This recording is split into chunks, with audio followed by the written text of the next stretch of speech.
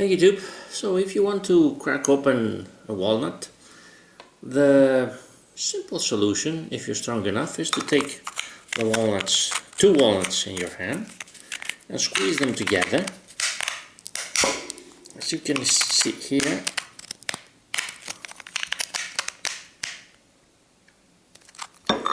as you can see, it has a bit of a crack. And this one here I think has a bigger crack on it. By squeezing them together, let me just put the camera down, and so by using my two nails and hands I was able to open it. However, if you can spare just around 4 to 5 euros, you can buy a nutcracker from IKEA. It's this OSTKAka nutcracker. Nice name for a nutcracker, or any nutcracker for the matter. Let's open it up. So we have the walnut cracker from IKEA. It's a bit on the heavy side. It looks like it's from aluminum, but I think it's from metal. Has this nice grips here, and you have to put the nut in between. I'm trying to do with my non-dominant hand, my left hand.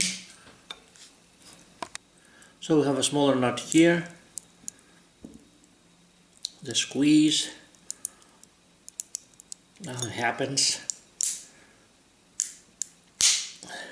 Now it just kind of broke. The other solution is to put the parts that are easy to break. Let me do it again. Apologies, I don't have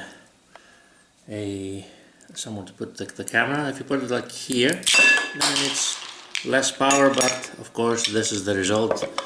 Your nuts will fly away.